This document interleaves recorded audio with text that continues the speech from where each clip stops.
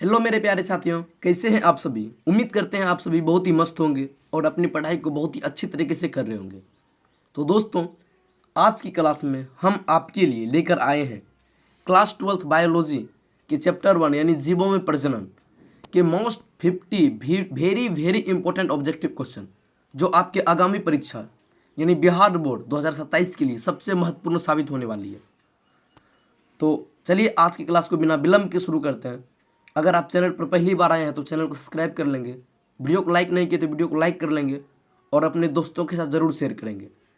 तो इनमें जो आपका पहला क्वेश्चन है कि जीवन की निरंतरता के लिए कौन सी प्रक्रिया अनिवार्य है, यानी जीवन की निरंतरता के लिए जो है कौन सी प्रक्रिया अनिवार्य है, पोषण, शोषण, प्रजनन या उत्सर्जन।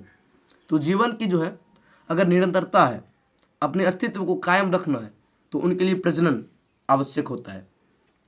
यानी अपनी अस्तित्व को अगर दुनिया में रखना है किसी भी जीव को, तो प्रजनन उनके लिए सबसे महत्वपूर्ण आवश्यक होता है प्रक्रिया। यानी ऑप्शन सी जो इनका बिल्कुल ही सही जवाब हो जाएगा। और आप लोग का जो अगला प्रश्न है यानी प्रश्न नंबर 2 है कि प्रजनन का मुख्य उद्देश्य क्या है।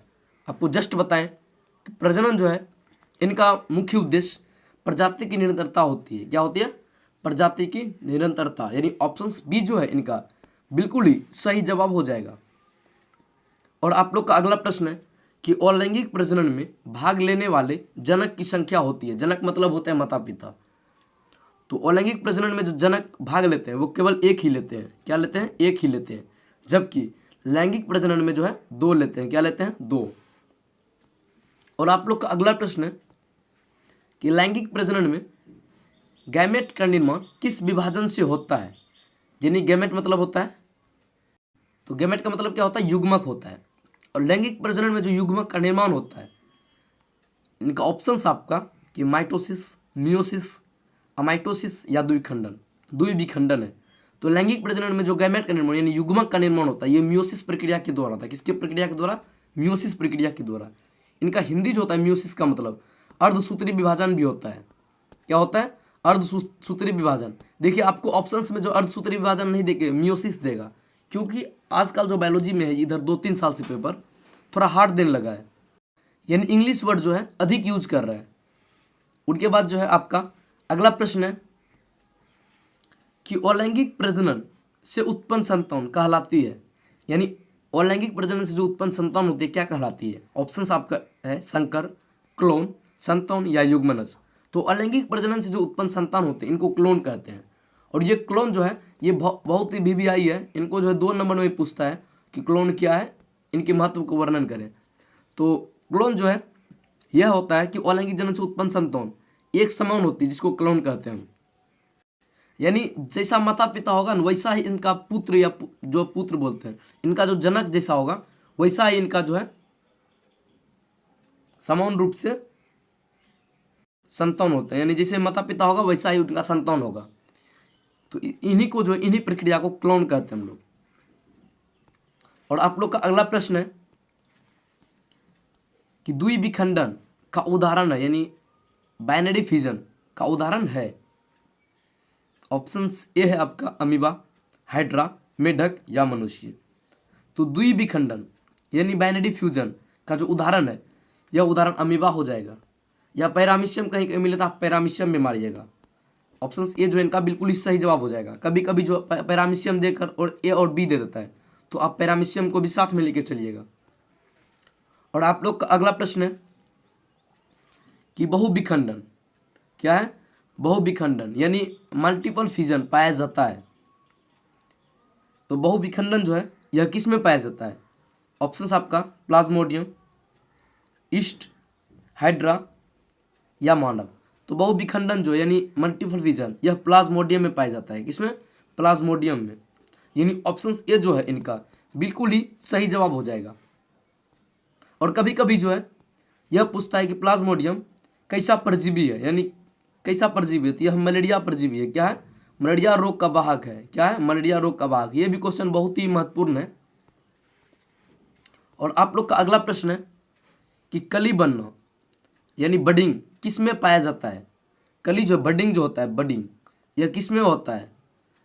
ईस्ट में, मेढक में, पक्षी में या गाय में। तो कली बनना यानी मुकुल जो होता है कली को मुकुल भी कहते हैं। यह किस में होता है? तो यह ईस्ट में होता है। किस में होता है? ईस्ट में। यानी ऑप्शन ए जो है इनका बिल्कुल ही सही जवाब हो जाएगा। और आप लोग का अगला प्रश्न है कि विखंडन किस में होता है? क्या पूछ रहे हैं? विखंडन किस में होता है, यानी फ्रेगमेंशन किस में होता है?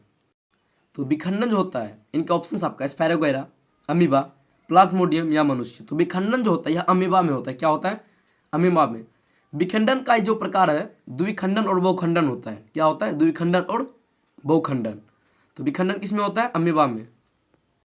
और आप लोग का जो है अगला प्रश्न है, यानी प्रश्न नंबर 10 है कि वनस्पति प्रजनन क्या है? वनस्पति प्रजनन किस प्रकार का प्रजनन है?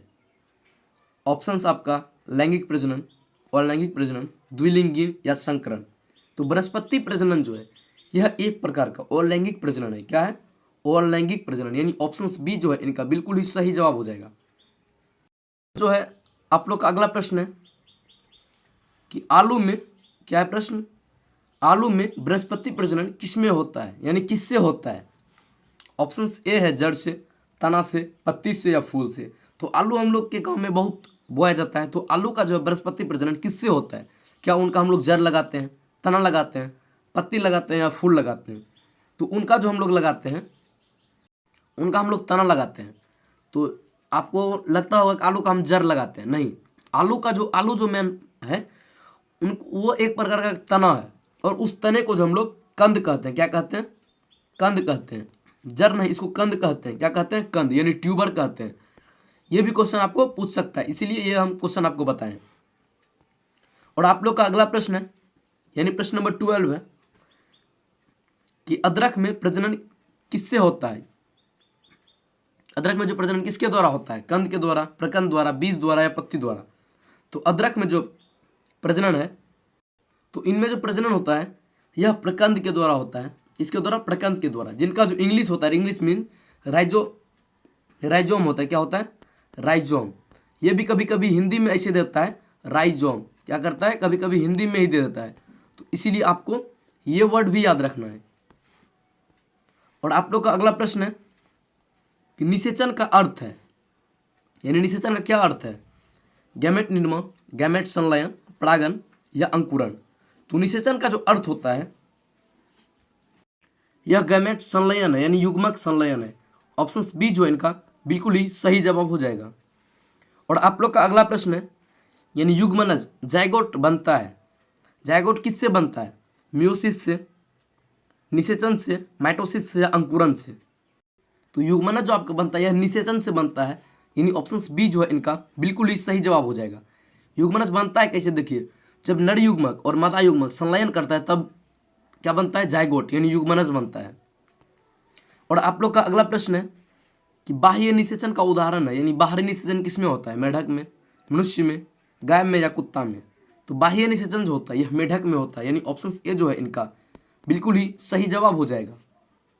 तो बाह्य निषेचन कहते किसको है? जब निषेचन की क्रिया मादा के शरीर के बाहर होता है तो उनको हम बाह्य निषेचन कहते हैं। आमतौर पर जो यह जल में होता है, किस में होता है? जल में। यह क्वेश्चन जो है 2 नंबर में पूछता है और बहुत ही वीवीआई क्वेश्चन है, तो इनको भी आप याद रख लीजिएगा। और आप लोग का अगला प्रश्न है कि आंतरिक निषेचन पाया जाता है। आंतरिक निषेचन होता है जो शरीर के अंदर निषेचन होता है, जैसे मछली हो गया, मेढक, पक्षी या स्टारफिश। ऑप्शन से का क्या? मछली, मेढक, पक्षी या स्टारफिश। तो जो पानी में नहीं पाया जाता उसमें आंतरिक निषेचन होगा। तो इनमें से पानी में कौन पाया नहीं जाता है? तो पक्षी, यानी ऑप्शन सी जो इनका बिल्कुल ही सही जवाब हो जाएगा। और आप लोग का जो है अगला प्रश्न है, गैमेट होते हैं। गैमेट क्या होता है? ये गैमेट मतलब होता है युग्मक। क्या होता है? युग्मक। द्विगुणित होता है, अगुणित होता है, त्रिगुणित होता है या चतुर्गुणित होता है। तो युग्मक जो होते हैं युग्मक अगुणित होते हैं। क्या होते हैं? युग्मक अगुणित होते हैं, यानी अगुणित को एन कहते हैं।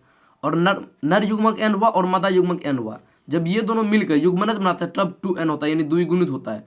तो युग्मनज क्या होगा? युग्मनज जो होता है यह द्विगुणित होता है। यह आपको बात को ध्यान में रखना है, यह पूछता है क्वेश्चन 1 नंबर में। और आप लोग का अगला प्रश्न है कि युग्मनज में गुणसूत्रों की संख्या होती है। तो युग्मनज में गुणसूत्रों की संख्या आपको जस्ट पता है 2n होती है। कितनी होती है? 2n, यानी n और n मिलकर क्या बनाती है? 2n, यानी ऑप्शन बी जो इनका बिल्कुल ही सही जवाब हो जाएगा। और आप लोग का अगला प्रश्न है कि एक वार्षिक पौधे जीवन चक्र पूरा करता है, यानी एक वार्षिक पौधे जीवन चक्र पूरा करता है 6 महीने में, 1 वर्ष में, 2 वर्ष में या कई वर्ष में। तो यह जो जीवन चक्र पूरा करता है यह 1 वर्ष में करता है, यानी ऑप्शन बी जो है इनका बिल्कुल ही सही जवाब हो जाएगा। और आप लोग का अगला प्रश्न है कि द्विवार्षिक पौधे का जीवन चक्र होता है 1 वर्ष का, 2 वर्ष, 3 वर्ष या 4 वर्ष। तो द्विवार्षिक पौधे जो इनका जीवन चक्र होता है 2 वर्ष का, यानी ऑप्शन बी जो है इनका बिल्कुल ही सही जवाब हो जाएगा। और आप लोग का अगला प्रश्न है, यानी प्रश्न नंबर 21 है कि बहुवार्षिक पौधे जीवित रहते हैं 1 वर्ष, 2 वर्ष, कई वर्ष या 6 महीने। तो बहुवार्षिक पौधे जो है यह कई वर्ष जीवित रहते हैं, यानी ऑप्शन सी जो है इनका बिल्कुल ही सही जवाब हो जाएगा। और आप लोग का अगला प्रश्न है, यानी 22 है कि किशोरावस्था में क्या होता है? वृद्धि रुक जाती है, प्रजनन क्षमता विकसित होती है, मृत्यु होती है, निष्क्रियता होती है। तो किशोरावस्था में जो होता है इनमें प्रजनन क्षमता विकसित होती है। क्या होती है? प्रजनन क्षमता विकसित होती है, यानी ऑप्शन बी जो है इनका बिल्कुल ही सही जवाब हो जाएगा। और आप लोग का अगला प्रश्न है 23 प्रश्न है कि प्रजनन काल के बाद की अवस्था कहलाती है, यानी प्रजनन काल के बाद की अवस्था क्या कहलाती है? किशोरावस्था, परिपक्वता, वृद्धावस्था या जन्म। तो जो प्रजनन काल के बाद की अवस्था होती है उनको वृद्धावस्था कहते हैं, यानी ऑप्शन सी जो है इनका बिल्कुल ही सही जवाब हो जाएगा। और आप लोग का अगला प्रश्न है, यानी 24 प्रश्न है कि पुष्पीय पादप पौधे में लैंगिक प्रजनन का अंग है, यानी पुष्पीय पादप में जो लैंगिक प्रजनन होता है किसके द्वारा होता है? जड़ के द्वारा, तना के द्वारा, फूल में होता है या पत्ती में होता है? तो पुष्पी पादप में जो लैंगिक प्रजनन होता है यह फूल में होता है, यानी ऑप्शन सी जो है इनका बिल्कुल ही सही जवाब हो जाएगा। और आप लोग का अगला प्रश्न है कि परागन है, परागन कहते किसको है? ऑप्शन ए है निषेचन, परागकण का हस्तांतरण, अंकुरण या विभाजन। तो परागन जो होता है यह होता है जैसे मनुष्य में निषेचन होता है, इसी प्रकार परागन में जो होता है यह फूल सब जो मनुष्य में जैसे निषेचन होता है इसी प्रकार जो है फूल सब में परागन होता है, यानी परागकण का हस्तांतरण। क्या होता है? परागकण का हस्तांतरण। ऑप्शन बी जो है इनका बिल्कुल ही सही जवाब हो जाएगा। और आप लोग का अगला प्रश्न है कि स्वपरागन होता है एक ही फूल में, अलग पौधे में, अलग प्रजाति में या कीट द्वारा। तो स्वपरागन जो होता है यह एक ही फूल में होता है, यानी ऑप्शन ए जो है इनका बिल्कुल ही सही जवाब हो जाएगा। जैसे देखिए यह एक पौधा, ठीक है, इनमें एक फूल है, यह है इनका फूल, ठीक, इसमें जो है यह है नर भाग और यह होता है मादा भाग। यहाँ से जो है यहाँ से एक न्यू पेज लेते हैं, मान लीजिए ये फूल है, क्या है? ये फूल है, ठीक है। इनमें जो होता है एक ये हो गया स्त्री भाग और इसी में पुंकेसर होता है। क्या होता है? यहाँ पुरुष भाग है। ये क्या हो गया? नर है और ये क्या होता है? मादा। नर से जो होता है परागकण, क्या होता है? परागकण।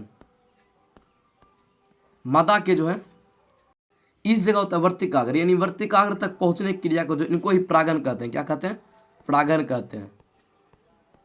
यानी नर के युग्मक से क्या होता है? नर भाग से नर का युग्मक यानी परागकण, क्या नर का युग्मक क्या हो गया? परागकण निकलकर मादा के वर्तिकाग्र तक पहुंचने की क्रिया को ही परागन कहते हैं। क्या कहते हैं? परागन।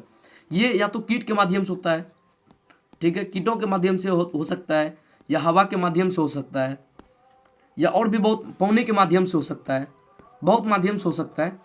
तो आप लोग को उम्मीद करता हूं आप लोग को परागन समझ में आ गया होगा। अब जो है अगला प्रश्न देख लेते हैं कि परपरागन में परागकण जाते हैं, यानी परपरागन जो होते हैं इनमें परागकण कहाँ जाते हैं? एक ही फूल में, एक ही पौधे से दूसरे पौधे में, जड़ में या तने में। तो परपरागन में जो होता है इन्हीं में थोड़ा देख लीजिए, यदि इसका जो है नर युग्मक का जो परागकण इसी पौधे के पुष्प के वर्तिकाग्र तक पहुंच जाए तो इसको स्वपरागन कहेंगे। क्या कहेंगे? स्वपरागन।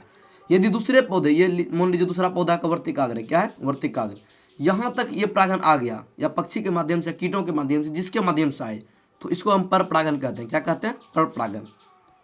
देखिए तो परपरागन किसको कहते हैं? कि एक पौधे से दूसरे पौधे में, क्या कहेंगे? एक पौधे से दूसरे पौधे में, यानी ऑप्शन बी जो है इनका बिल्कुल ही सही जवाब हो जाएगा। और जो आप लोग का अगला प्रश्न है यानी 28 है कि मनुष्य में निषेचन होता है गर्भाशय में, अंडाशय में, फैलोपियन ट्यूब में या योनि में। तो मनुष्य में निषेचन जो होता है यह आपका फैलोपियन ट्यूब में होता है। किस में होता है? फैलोपियन ट्यूब में, यानी ऑप्शन सी जो है इनका बिल्कुल ही सही जवाब हो जाएगा। और आप लोग अगला प्रश्न है कि शुक्राणु बनते हैं अंडाशय से, विरसन में, गर्भाशय में, योनि में। तो शुक्राणु जो बनते हैं यह नर में बनते हैं। किस में बनते हैं? नर में, यानी नर के विरसन में। ऑप्शन बी जो है इनका बिल्कुल ही सही जवाब हो जाएगा। और शुक्राणु जो है, शुक्राणु अगुणित होता है, ये भी बहुत क्वेश्चन पूछता है। अगुणित होता है, क्या होता है? शुक्राणु अगुणित होता है, यानी एन होता है। यह बात आपको अच्छी तरह से याद रखना है। और आप लोग का अगला प्रश्न है कि अंडाणु बनते हैं वृषण में, अंडाशय में, गर्भाशय या मूत्राशय में। तो अंडाणु जो अंडाशय में बनते हैं, किसमें बनते हैं? अंडाशय में, यानी ऑप्शन बी इनका बिल्कुल ही सही जवाब हो जाएगा। अंडाणु भी अगुणित होते हैं, क्या होते हैं? अगुणित, यानी एन होते हैं। और आप लोग का अगला प्रश्न है कि क्लोन का अर्थ क्या है? क्लोन का अर्थ हम बता चुके हैं कि अनुवांशिक रूप से समानी जीव। क्या होता है? यानी संतति जो है अपने जनक के समान होता है, उसी को हम लोग क्लोन कहते हैं। यह किसके द्वारा होता है? अलैंगिक जनन के द्वारा। और जो आप लोग का अगला प्रश्न है कि अलैंगिक प्रजनन में विविधता कम क्यों होती है? अलैंगिक प्रजनन में जो विविधता कम क्यों होती है? विविधता किसको कहते हैं? यानी विविधता कहते हैं जैसे विभिन्न होना, एक दूसरे से भिन्न होना। लेकिन अलैंगिक जनन में ऐसा नहीं होता। अलैंगिक जनन में बहुत कम विविधता होती है। अगर एक पौधा मुकुलन यानी मुकुल के द्वारा इष्ट का निर्माण हुआ तो दूसरा भी पौधा सेम टू सेम वैसा ही होगा। तो इसीलिए विविधता इसमें कम क्यों होती है? क्योंकि एक जनक होने के कारण, दो जनक होने के कारण, म्यूसिस होने के कारण, निषेचन के कारण, तो इनमें एक जनक होने के कारण जो है इनका विविधता कम होती है। और आप लोग का अगला प्रश्न है कि मियोसिस का महत्व है वृद्धि, गुणसूत्र संख्या अधिकरण, ऊर्जा उत्पादन या शोषण। तो मियोसिस का जो अर्थ होता है यह आपका गुणसूत्रों की संख्या को अधिकरण होता है, यानी ऑप्शन बी जो है इनका बिल्कुल ही सही जवाब हो जाएगा। और आप लोग का अगला प्रश्न है कि माइटोसिस से क्या होता है? माइटोसिस गैमेट का निर्माण होता है, वृद्धि होता है, निषेचन होता है या परागण होता है। तो माइटोसिस जो होता है यह आपका वृद्धि होता है। क्या होता है? क्या होती है? इसकी वृद्धि होती है। यानी होती क्या है कि एक मातृ कोशिका विभाजित होकर दो या दो से अधिक जो है क्या बनाती है? पुत्री यानी डॉटर सेल बनाती है। माइटोसिस में क्या होती है? एक कोशिका विभाजित होकर दो यानी डॉटर सेल बनाती है। इससे कोशिका जो है वृद्धि होती है, यानी विकास, शरीर का विकास होता है। और क्षतिग्रस्त कोशिका जो है उनकी मरम्मत होती है, यानी ऑप्शन बी जो है इनका बिल्कुल ही सही जवाब हो जाएगा। और आप लोग का अगला प्रश्न है कि स्पोर निर्माण किसमें होता है? ऑप्शंस आपका फफूंद में, मनुष्य में, गाय में या मेढक में। तो स्पोर का जो निर्माण होता है तो यह जो निर्माण होता है यह फफूंद में होता है, यानी ऑप्शन ए जो है इनका बिल्कुल ही सही जवाब हो जाएगा। तो दोस्तों अगर आपको वीडियो अच्छा लग रहा हो तो वीडियो को एक लाइक कर लेंगे, चैनल पर नए हैं तो चैनल को सब्सक्राइब कर लेंगे और अपने दोस्तों के साथ ज़रूर शेयर करेंगे, क्योंकि हम इस चैनल के माध्यम से आपको इसी तरह हर चैप्टर का VVI ऑब्जेक्टिव क्वेश्चन, VVI लघु उत्तरीय प्रश्न और VVI दीर्घ उत्तरीय प्रश्न भी कराने वाले हैं। और जो आप लोग का अगला प्रश्न है कि हाइड्रा में प्रजनन होता है, हाइड्रा में किसके द्वारा प्रजनन होता है? द्विखंडन के द्वारा, द्विविखंडन के द्वारा, कली बनना, बहुखंडन या विखंडन। तो हाइड्रा में जनन होता है यह कली बनना यानी मुकुलन के द्वारा होता है। किसके द्वारा? मुकुलन के द्वारा, यानी ऑप्शंस जो है बी इनका बिल्कुल ही सही जवाब हो जाएगा। और आप लोग का अगला प्रश्न है कि प्लाज्मोडियम में प्रजनन होता है। तो प्लाज्मोडियम में जो प्रजनन होता है यह बहुखंडन के द्वारा होता है, यानी ऑप्शन बी जो है इनका बिल्कुल ही सही जवाब हो जाएगा। ये सब क्वेश्चन जो है रिपीट हो चुका है। और आप लोग का अगला प्रश्न है कि युग्मक का दूसरा नाम है गैमेट, स्पोर, बीज या भ्रूण। तो गैमेट मतलब क्या होता है? युग्मक का दूसरा नाम क्या है? गैमेट, यानी ऑप्शन ए जो है इनका बिल्कुल ही सही जवाब हो जाएगा। ये सब क्वेश्चन हम बता चुके हैं। अगला प्रश्न है कि लैंगिक प्रजनन का लाभ क्या है?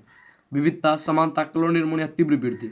तो लैंगिक प्रजनन में जो होता है यह विविधता होती है, यानी जो है सब क्या होती है? सभी जीव एक दूसरे से अलग होता है, यानी माता पिता से अलग उसका संतान होगा। अगर माता गोरी है तो पिता अगर काला है तो उनका पुत्र जो है या तो काला होगा या गोरा होगा या सांवला कलर का होगा, यानी विविधता होता है, एक जैसा नहीं दिखता है।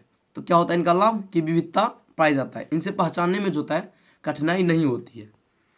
और आप लोग का अगला प्रश्न है कि अलैंगिक प्रजनन का लाभ क्या है? विविधता, शीघ्र वृद्धि, दो जनक या निषेचन। तो इनका जो लाभ है यह आपका शीघ्र वृद्धि है, यानी इनमें वृद्धि बहुत तेजी से होती है, यानी ऑप्शन बी जो है इनका बिल्कुल ही सही जवाब हो जाएगा। और आप लोग का अगला प्रश्न है यानी 41 है कि प्रजनन के बिना क्या संभव नहीं है? वृद्धि, प्रजाति संरक्षण, पोषण या शोषण। तो प्रजनन के बिना यानी जन्म जो है, इनके बिना क्या संभव नहीं है? तो इनके बिना वृद्धि, प्रजाति संरक्षण, पोषण या शोषण। तो प्रजाति संरक्षण इनके बिना संभव नहीं, यानी ऑप्शन बी जो है इनका बिल्कुल ही सही जवाब हो जाएगा। और जो है आप लोग का अगला प्रश्न है कि अगुणित कोशिका में गुणसूत्र की संख्या होती है।